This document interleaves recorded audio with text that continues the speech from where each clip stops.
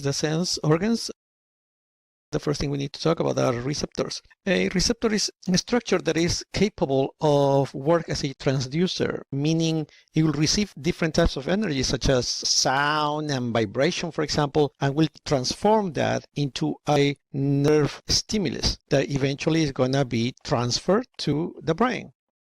The receptors can have multiple different types of classifications, such as based on the modality. They can be receptors for temperature, receptors for pain, receptors for light, receptors for chemicals, based on the origin of the stimulus, which can be stereoreceptors, interoreceptors, or proprioceptors.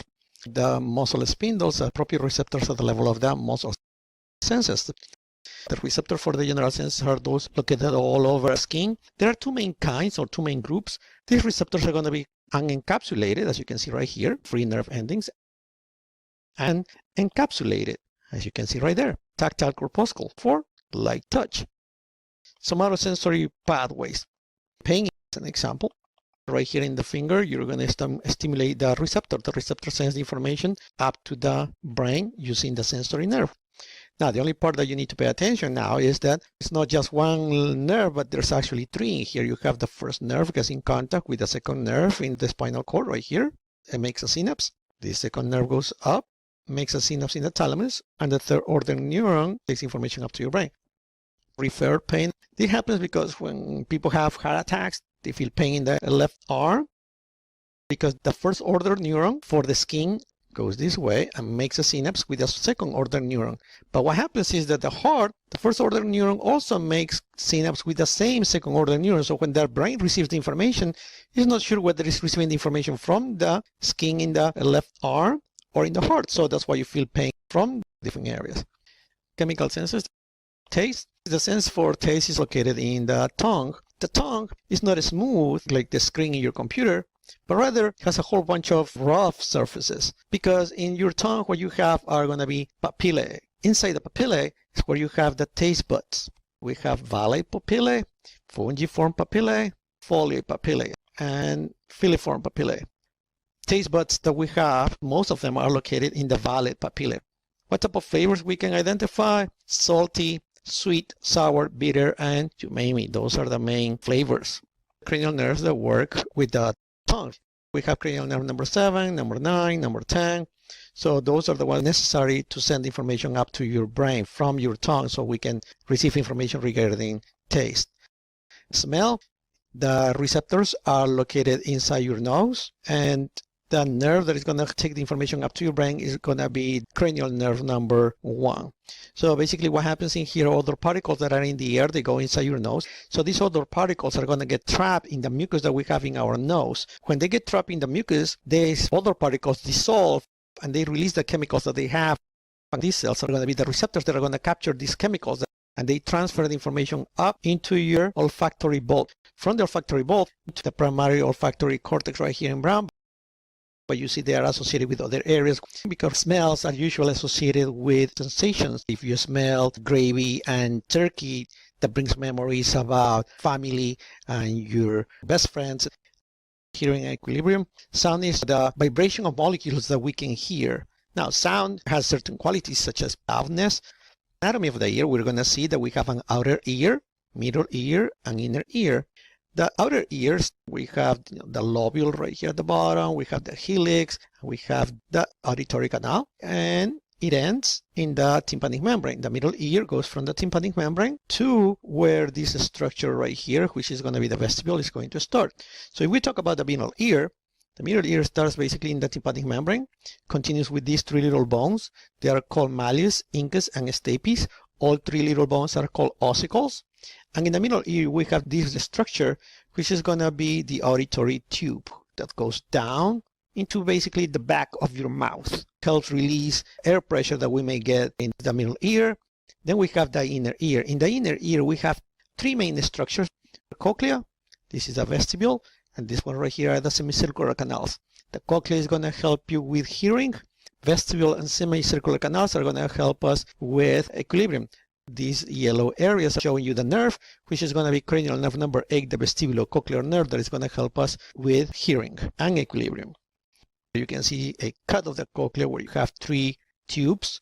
This one on the top is going to be called scala vestibulae.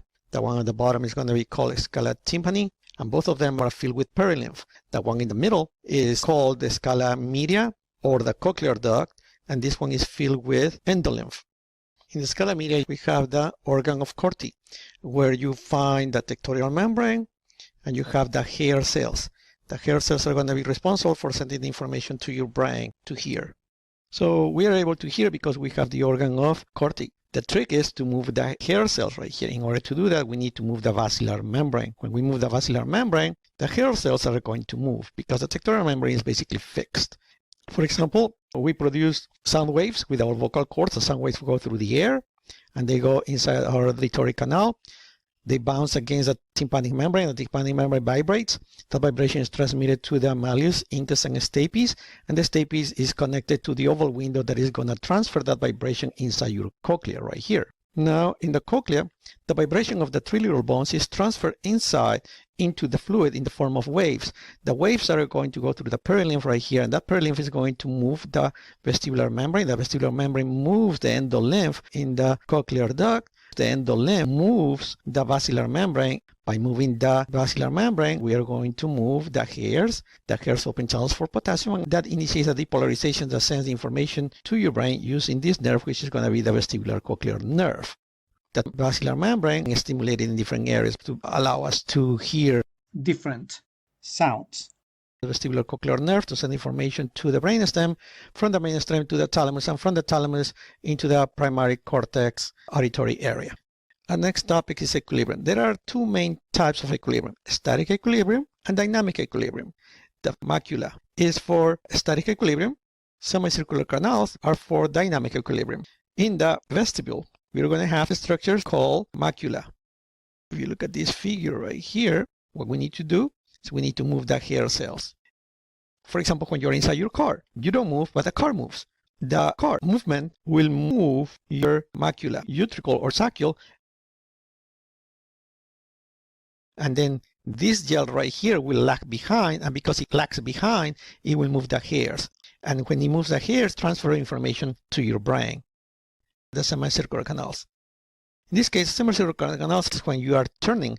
For example, when you are sitting down on a chair and that chair starts turning around, then that's when you use the semicircular canals. The semicircular canals have a gel. In this case, it's called crista ampullaris. And inside the gel, you have hair cells. What happens is that when you turn, the fluid inside this tube is going to push the crista ampullaris, and then this pushing moves the hair cells, and when the hairs move, they send the information to your brainstem, from there to the thalamus, and from there into the vestibular cortex that is going to help us maintain equilibrium. Don't forget that we have three different areas to maintain equilibrium. One of them is the eyes, the other one is the cerebellum, and the last one is going to be the ears.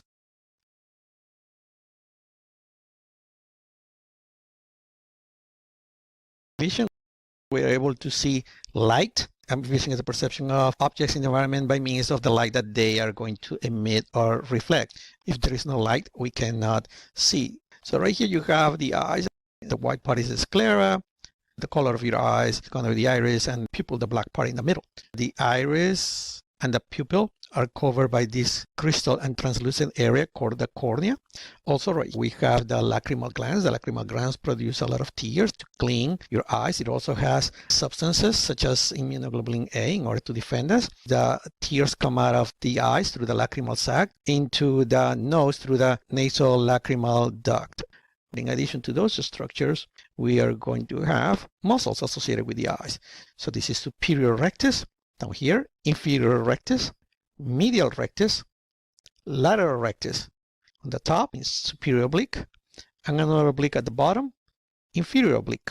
This muscle moves due to the fact that they are associated with nerves. In the case of superior oblique, it's the trochlear nerve. Lateral rectus is the optic nerve, and all the others are going to be moved with the oculomotor nerve. We can see the anatomy of the eyes after the eyes have been cut, so you can see the inside. So there is a space called the anterior chamber between your cornea and the lens, where you're going to have the aqueous humor. Behind the lens, you have this other space where you're going to have the vitreous humor. This is the wall of your eye. Okay, it has three layers: external, middle, and inner layer. They are called tunics as well. This external area is going to be the sclera. The middle area, so-called the uvea, is going to have a lot of blood vessels, and it has three main parts. The choroid, which is this part in brown, it continues with the ciliary body, which is going to be the second part, and the third part is going to be the iris. The ciliary body produces this muscular mass that is going to be able to hold the lens in place using the suspensory ligaments. So what's the job of the lens? The lens sits behind the pupil and it allows to adjust the light before it reaches the back of your eyes. So the light goes in through your cornea, through your lens, vitreous humor, and goes to the back of your eyes. The inner layer, right here in yellow, is what we're going to call the retina. The retina is where we have the receptors that will allow us to see. In your retina, this is the area where the nerve is, and this area right here is the area that will allow us to see detail. So where the nerve is located is called the optic disc. This area is orange, and this will allow us to see everything. This is what we consider the peripheral vision. This area where all these receptors are going to concentrate, they're going to be the macula lutea. The very dark area is going to be the fovea centralis, that is going to give us the detailed vision, right? Or the ability, for example, to read. So this is peripheral vision. This is visual acuity. So these are the receptors that you have in your retina. The rods and the cones. Cones is for a lot of light. Rods are for a little bit of light. Cones are, for example, during a sunny day. And rods are, for example, for spaces where there's not a lot of light. If there is no light, we cannot see. In addition to that, there are other cells such as ganglion cells and bipolar cells.